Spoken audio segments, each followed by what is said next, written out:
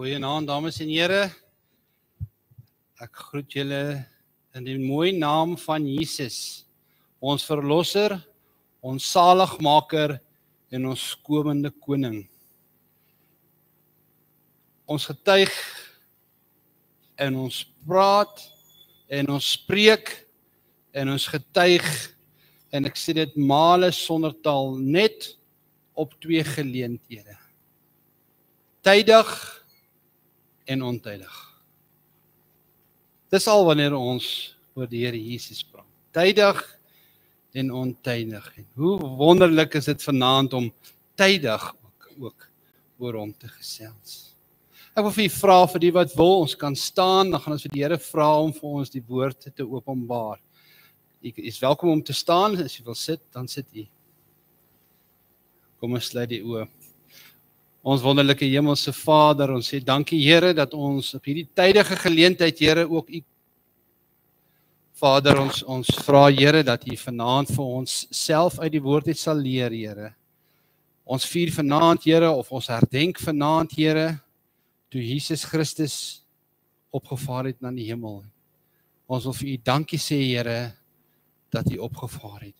Here, ek vra, Here, kom vertel vir ons vanaand deur die Heilige Gees, wat was die doel en wat is die gevolge van dit dat jy opgevaar het? Vader, ek vra, Here, staan by elke persoon stil, Here. Laat hulle nie na 'n stem van 'n mens sal luister nie, maar dat die Heilige Gees sal werk. Ek vra dat die Heilige Gees elke persoon sal oortuig, elke persoon sal bemoedig. As ons uitdagings het, Here, laat ons opkyk na die hemel, want U sê, Here, kyk, ons kan kyk na die lig, want U kom terug soos wat U gegaan. In die wonderlike naam van Jesus. Amen. Ons gaan vandag vanaand 'n gedeelte saam lees vir die wat die Bybel saamgebring het. En jy is welkom om dit te volg. Anders kan jy maar net luister. Ons gaan net so 'n paar verse lees uit Handelinge hoofstuk 1. En vir die saak gesels ons vanaand oor die hemelvaart soos wat dit in die Bybel opgeteken is. Ons kry ons inligting by die Bybel, as ons ander inligting kry, meet ons dit aan die woord, en as dit in lyn is met die woord, dan kan ons dit gebruik. As dit nie in die lyn is met die woord nie, of teenstrydig met die woord, dan verwerp ons dit. Want wat is die woord? Die woord is vir ons gegee vir leringe, vir teregwysing, vir onderwysing. Dit is hoekom die Here vir ons die woord gegee het. So, die woord is primêr vir ons die stem van die Here. Primêr praat die Here uit sy woord uit. Hy kan dalk deur ander middele ook met u praat, maar primêr uit die woord uit. Ons hoef dit nie te bevraagteken nie. Ons gaan lees uit Handelinge 1 vanaf die 6de versie vir die wat die Bybels by het. Anders kan jy maar net luister. Die wat by mekaar gekom het, vra hom toe en sê, Here, gaan u in hierdie tyd die koninkryk van Israel weer oprig? Jy sien, hulle het gedink, insluitend die disippels, dat die Here Jesus Christus, toe hy op aarde was, 'n aardse koninkryk kom oprig, 'n aardse koning, soos wat ons as mense dit verstaan, en hulle het nie heeltemal geweet wat gebeur nie. Kom ons hoor wat sê die Here vir hulle. Vers 7. En hy, dit is Jesus, antwoord hulle, dit kom julle nie toe om die tye of die geleenthede te weet wat die Vader deur sy eie mag bepaal het nie. Maar julle sal krag ontvang, wanneer die Heilige Gees oor julle kom, en julle sal my getuies wees in Jerusalem, sowel as die hele Judea en Samaria, en tot aan die uiterstes van die aarde. En nadat hy dit gesê het, is hy opgeneem terwyl hulle dit sien, en 'n wolk het hom voor hulle oë weggeneem. En toe hulle nog stip na die hemel kyk, terwyl hy weggaan, staan daar 2 manne in wit klere by hulle, is natuurlik engele, wat sê, Galileese manne, waarom staan julle en kyk na die hemel? Hier Jesus, wat van julle opgeneem is in die hemel, sal net so kom, soos julle hom na die hemel sien, wegvaar het. So was dit so ver uit die wonderlike, onfeilbare woord van die Here. 40 dae, of ons kan sê, ongeveer 40 dae na die Paasfees wat gevier is, het die Here Jesus opgevaar, en hierdie gedeelte is dan vir ons 'n beskrywing van wat gebeur het toe Jesus Christus opgevaar het. Nou wil ek vanoggend vir u vra in die hart, wat herdenk ons eintlik as ons praat oor die hemelvaart? Ek weet nie of u al die vraag vir jouself gevra het nie. Wat is dit eintlik wat ons herdenk? Nou kom ons gesels 'n bietjie vanaand daaroor. Wat herdenk ons regtig en wat beteken dit dat Jesus opgevaar het na die hemel? Wat beteken dit? En hoekom het hy dit gedoen? Wat is die gevolge daarvan? Ons kan natuurlik die negatiewe, as dit nie gebeur het nie, wil ons nie eens nou oor gesels nie, want dit is nie so nie. Ons kyk vandag na die goeie nuus. Jesus Christus is gekruisig, hy het gesterwe, hy het opgestaan en hy het opgevaar. En hy kom terug om sy kerk te kom haal. So die hemelvaart is nie die laaste toneel van Jesus Christus se bediening nie. En ek wil eintlik sê, dis nie die laaste deel van Jesus Christus se bediening op die aarde nie. Hierdie opvaarding van Jesus is nie die laaste toneel soos in 'n videoklip wat jy kyk of soos 'n fliek wat jy kyk nie. Dit is baie beslis nie die laaste toneelstuk nie. Ek gaan vir julle sê, die hemelvaart en alles wat daaraan kom, dis net die vervolging en die vervolg en die vervulling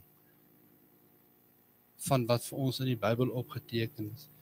Die hemelvaart het 'n doel en hy het gevolge. En kom ons gaan kyk vandag, wat is dit? Daar is 'n gevolg en 'n doel vir die hemelryk, vir die aarde, en daarom ook vir jou wat hier sit en vir my vanaand, was daar 'n doel en 'n gevolg van hierdie opstanding. En soos wat ons gelees het in Handelinge 6 vers 11, as jy nou hierdie gedeelte lees, en dit plaas ons nou op 'n heuwel net buite Jerusalem, op die Olyfberg. Die disippels was daar. Dit is natuurlik nadat Jesus uit die dode opgewek het. Hy was alreeds in 'n verheerlikte liggaam. Sy disippels was daar, en hulle het hom gesien soos wat hy is. Hulle het hom herken. Die ongelowige Thomas het gesê, in die eerste Sondag wat hy aan sy disippels verskyn het, toe die ongelowige Thomas nie daarby was nie, het hy gesê, nooit sal ek dit glo, voordat ek my vingers in sy wonde kan druk nie. Volgende Sondag, toe sê Jesus vir hom, bring jou vingers, kom voel, dis ek. En hy het gesê, hy het waarlik geglo. So hierdie verhaal van Jesus, en ek wil dit vir u graag vertel vandag, maar dis so oorweldigend, dat daar amper nie woorde is in die mense taal, om te verstaan en dit oor te vertaal, en in woorde dit om te sit nie. So kom ons breek dit nou maar op in eenvoudige Afrikaans. Kom ons gesels vanaand nou maar oor die twee gedeeltes. Wat is die doel van Jesus se hemelvaart, en wat is die gevolge van sy hemelvaart? Kom ons gaan kyk vandag net net na die twee gedeeltes. Wat is die doel? Eerstens, wat is die doel dat Jesus Christus opgevaar het na die hemel? Ek gaan vir julle sê, eerstens, is dit die doel was om aan die regterhand van God te gaan sit. Plek van gesag langs die Vader. Want ons het gelees in vers 9, en nadat hy dit gesê het, is hy opgeneem in 'n wolk, en hy is voor hulle oë weggeneem. 'n Wolk natuurlik kan ook 'n simbool wees van God se teenwoordigheid. Dink maar nou maar net aan die wolk by Sinaï. Jesus vaar dus op na die hemel. Hy vaar op na die hemel, en dit is nie net 'n 'n denkbeeldige of 'n sprokiesverhaal verskynsel nie. Dit het werklik gebeur. Hy vaar op as die verheerlikte seun van God om in die eerste plek terug te keer na sy regmatige plek. Nou Jesus was nog altyd daar. Van die begin van die tyd af was Jesus altyd daar. Hy het gees geword en het onder ons kom woon. So hy is terug na sy regmatige plek toe. Dit is in die eerste plek die doel van Jesus sy hemelvaart. As ons kyk, wat is in die tweede plek? In die tweede plek het hy opgevaar, want hy is vir ons 'n voorspraak by die Vader. Romeine 8 vers 34 sê vir ons duidelik, Christus is dit wat gesterf het, ja meer nog, sê Romeine 8 vers 24, wat ook opgewek is, en wat aan die regterhand van God is, wat vir ons, vir my en vir jou vanaand intree. Jesus is vanaand, omdat hy opgevaar het, is hy vanaand 'n voorspraak vir ons by die Vader. Hy is 'n hoëpriester. Ons kan ook sê, hy is 'n advokaat wat vir ons intree by die Vader. Hy dra jou en my naam vanoggend by die Vader op. En hy lê jou en my naam vanoggend of vanaand by die Vader se voete neer. En weet jy wat? Hy pleit vir jou en vir my in die hemel, want hy's 'n middelaar. Hy het nie net op aarde vir ons gesterf nie. Ja, hy het, maar hy het nie net op aarde vir ons gesterf nie. Hy leef en hy tree nou vir ons in by die Vader. Nou, as ek hierdie gedeelte lees, kan ek nie help om 'n hofverrigtinge te sien nie. En hier vergelyk ons 'n man wat voor 'n regter staan, maar hierdie man wat voor hierdie regter staan, hy staan voor sy eie pa, en hy's 'n prokureur, en hy's 'n regter. Dit is moeilik om dit te verstaan, want Jesus is tog ook 'n regter, hy regeer ook, maar hy tree ook vir ons in. Daarom is hy ook vir ons 'n prokureur en 'n advokaat wat vir ons intree. En hierdie is baie beslis nie 'n skelm tipe plan, soos wat ons mense normaalweg dink om 'n ding te wen nie. Hierdie is die plan van God, die volmaakte plan van God, en dit is altyd reg, en dit is altyd wonderlik, en dit is altyd pragtig. Dit is die plan van God, en Jesus Christus tree vanaand vir jou en vir my in, by die Vader.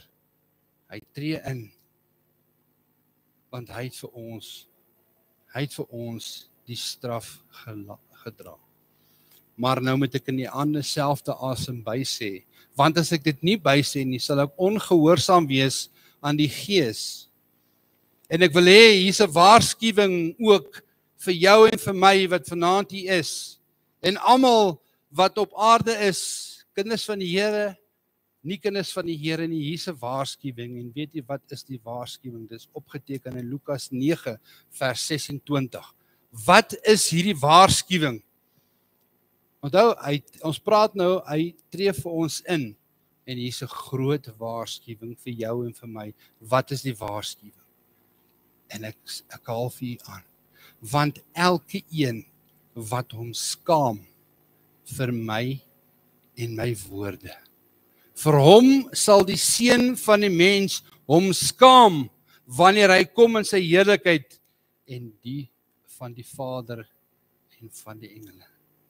Ander woorde, as jy jou skaam vir die evangelie, dit is wat ons gesê het, ons verkondig ook ontydig. As jy jou skaam vir Jesus Christus, en vir die werke wat God beplan het, en vir wat reg is, en vir wat suiwer is, en vir wat heilig is, en vir wat reg is, dan skaam Jesus Christus hom voor God en die engele vir jou. Dis ook 'n waarskuwing vir ons uit hierdie gedeelte, en ons moet dit weet. En daar kom tye wat ons skaam is. Ag, in my geleentheid, jare gelede, seker 25 jaar terug, was ek op 'n universiteit van Unisa gewees en ek het 'n transport diploma en 'n transportgraad het ek aan gewerk om te voltooi. En daar was 'n auditorium. Ons studente was in 'n auditorium. Ek skat so tussen 300 en 400 studente wat 'n nagraadse studie wil doen oor transport.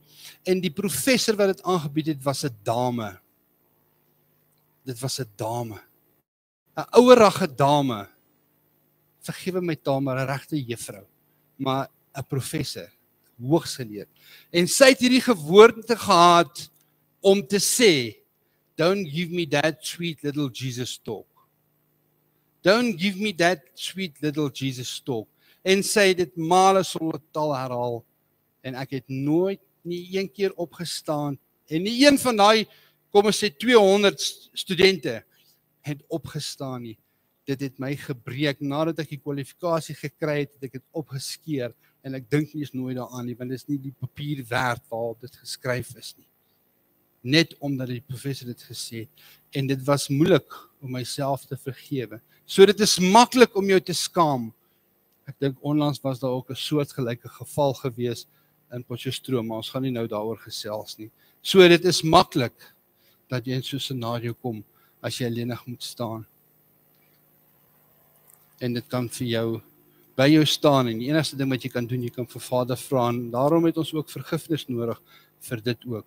So ons het nou gesels oor, hy is vir ons 'n voorspraak by die Vader. En nou wil ek vir u verder sê, daar's nog 'n gedeelte wat is die doel dat Jesus opgevaar het? Wat is nog 'n doel wat Jesus opgevaar het? En ek dink, ek kan vir u sê, die doel is, sodat hy die Heilige Gees kan stuur. Dat die Heilige Gees is alteenwoordig, die Heilige Gees is ook God, maar daar staan vir ons opgeteken dat hy die Heilige Gees kan stuur om ons te vertroos, om ons trooster te wees. En die versie wat dit staan is met Johannes 16 vers 7. Hoor wat sê Jesus in Johannes 16 vers 7.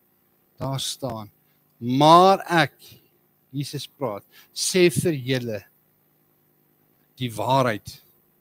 Nou hier beklemtoon Jesus, want hy kan nie lieg nie, so hy beklemtoon dit, hy kan nie lieg nie en hy sê, ek sê vir julle, dit is vir julle voordelig dat ek weggaan. Want as ek nie weggegaan het nie, sal die trooster nie na julle kom nie. Maar as ek weggaan, sal ek hom na julle stuur. Nou, hoe wonderlik is hierdie woorde dat Jesus vir ons sê, dis vir ons voordelig dat hy sal weggaan. Ek dink nie ons sal hierdie vers in elk geval ooit kan begryp in mense taal nie. So hoe kan ons dit toepas? Hoe kan ons dit toepas vandag? Ons kan dit toepas van as jy moedeloos is en jou lewe val so 'n bietjie uitmekaar uit en die storms kom en jy onthou Jesus is op die troon. Hy is by die Vader. Nou kan ons gesels verder oor 'n gevolg. Wat is die gevolg van Jesus se hemelvaart? Wat is die gevolg? Die eerste gevolg, nie noodwendig in 'n spesifieke volgorde nie. Ons haal maar net 'n paar uit soos wat ons dit kan verstaan en soos wat die Here die woord aan ons openbaar. Die eerste gevolg is, ons het nou 'n verlosser wat vir ons intree. Ek wil eintlik sê 'n verlosser wat regeer, want hy is in die hemel en hy regeer. Hy regeer en hy is by Vader. En omdat Jesus opgevaar het, het hy vir ons die Gees gestuur om ons te troos. En ek wil vir julle sê, as jy vandag die televisie aansit, News24 oopmaak, of waar ook mens deesdae al die nuus skryf, want daar is so baie, en jy hoor van die oorloë en van die hartseer en van die sonde en van die lyding en van al die uitdagings wat daar is, waar ons almal baie, baie bekend is, kan ons troos daaraan. Hy sit by die Vader, hy is op die troon, hy is by die Vader, en hy tree vir ons in. Christus is nie afwesig nie. Hy is die verheerlikte, gekruisigde heerser van die hemel en die aarde. 'n tweede gevolg wat ons kan sê, dat die gevolg is van sy hemelvaart is, dat ons het 'n hoop. Ons het 'n lewende hoop. Hy het opgevaar en daarom het ons hoop vanaand,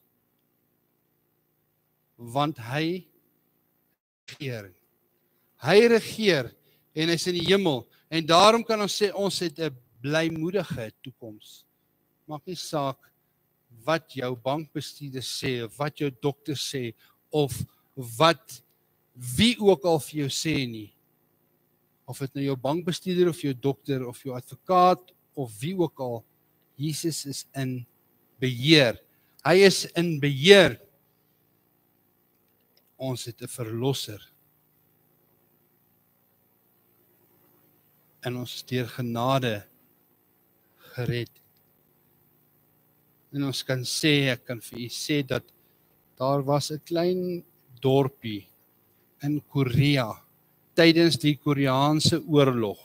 En daar was 'n klein kerkie, seker ook maar net met 'n paar mense, want ons het mos allerhande verskonings oor die dinge van die Here, en ek val myself in 'n rede om te kom luister wat die Here wil sê. 60 minute is so lank in 'n kerk, maar om 60 minute langs die viswater te sit is absoluut niks nie, of in die winkelsentrums rond te loop. Maar ons het nie ons spandeer nie tyd saam met die Here nie. Dis vir ons makliker om die vlees te streel.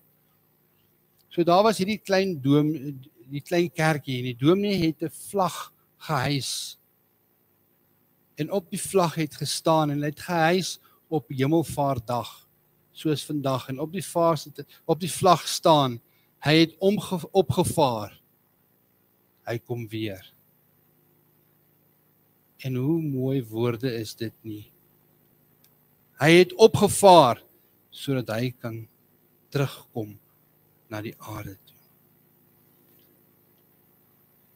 Te midde van alles wat ons weet, en alles wat ons hoop in ons eie vlees, weet ons, hy het opgevaar, sodat hy kan terugkom. En ek wil vir julle sê, wat is die derde gevolg? Wat is die derde gevolg van Jesus Christus se hemelvaart? En die derde gevolg wat ons kan sê, dit staan in Handelinge 1 vers 8. Wat is die gevolg? Die gevolg is, en ek haal die vers aan, ons het dit ook gelees, maar julle sal krag ontvang, wanneer die Heilige Gees oor julle kom. En julle sal my getuies wees in Jerusalem, sowel as die hele Judea en Samaria en tot in die uiterstes van die aarde. So ek kan sê die derde gevolg van Jesus se hemelvaart is, daar's 'n sending en daar's 'n opdrag vir jou en vir my. Jesus se hemelvaart maak dit vir jou en vir my moontlik om die evangelie van hoop te gaan verkondig aan die wêreld daar buite, met die hulp, met die leiding en ondersteuning van die Heilige Gees. En dit is dan die derde gevolg wat ons kan sê wat daar is as gevolg van Jesus Christus se hemelvaart. Nou kan ons sy getuie wees. Die hemelvaart sê, in ander woorde, Jesus gaan op, maar julle bly, en julle gaan die boodskap die wêreld gaan vertel, want julle sal krag ontvang, wanneer die Heilige Gees oor julle kom. So ons is die ligdraers Ons is die boodskappers. Ons is die boodskappers van die goeie nuus. Maak nie saak wat se nuus jy hoor nie, ons is die boodskappers van Here Jesus Christus, wat vir ons gesterf het. Nou, hoe kan ons dit toepas? Hoe kan ons hierdie toepas wat ons nou van praat? Hoe kan ons dit toepas? Jy kan dalk sê, ek is net 'n eenvoudige klerk. Ek doen nie seer werk en hierdie pos wat ek het is nou maar die minste van die minste. Of jy kan sê, ek is 'n onderwyser of 'n onderwyseres. Of jy kan sê, ek het hierdie beroep of daardie beroep. Of jy kan sê, ek is 'n ouer van 1, 2 of 3 kinders. Of jy kan sê, ek is 'n buurman van iemand. Of jy kan sê, ek is 'n oupa en 'n ouma van iemand.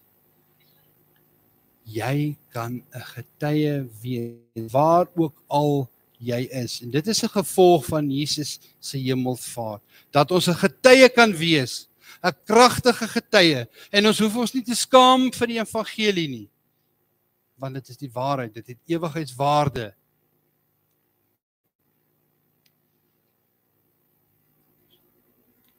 Ons kan vir die mense gaan vertel wat nog nie die evangelie het nie. En die hemelvaart roep jou vandag. Elkeen van ons wat hier sit. As ons in die hemelvaart dink, is dit soos 'n roepstem om te gaan vertel dat Jesus leef.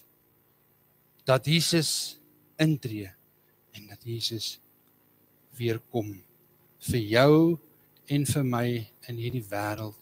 Daarom kan ons sy getuienis wees. Deur die krag wat die Heilige Gees vir ons gee, kan ons die werk voortsit wat hy vir ons 'n opdrag gegee het om te gaan doen. Sonder die hemelvaart, het jy al gedink, sonder die hemelvaart kon ons dit nie gedoen het nie. Sonder die trooster wat hy gestuur het en wat ook God is en wat ons oortuig met bo-natuurlike krag, kon ons nie vanaand hier staan en die evangelie verkondig nie. Deur sy hemelvaart vernuwe hy almal van ons wat hy is.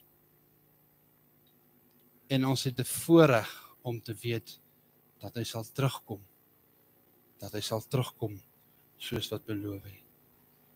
Kom ons sluit die oë en ons bid saam. Ons wonderlike Here Jesus Christus, ons kom vanaand, Here, en ons wil vir U dankie sê. Vader, ons wil vir U dankie sê vir U verlossingsplan wat U bewerkstellig het, Here, deur die kruisdood van Jesus Christus, deur die opstanding en die hemelvaart, Here, wat daar vir Jesus Christus is. Dankie dat ons vanaand iemand het, Here, wat vir ons intree by die Vader. Dankie vir die Heilige Gees wat vir ons die krag gee om te gaan vertel, om mense te oortuig, om mense te genees en om mense te troos. Ek vra, Here, dat U elkeen van ons sal gebruik soos wat dit U sal behaag, Here. En dat ons nie sal stil bly nie oor die evangelie nie, en dat ons die wêreld sal gaan uitgaan en dit soos 'n bassein sal uitbassein. Jesus lewe, hy het opgevaar en hy sit aan die regterhand van God. In die wonderlike naam van Jesus. Amen.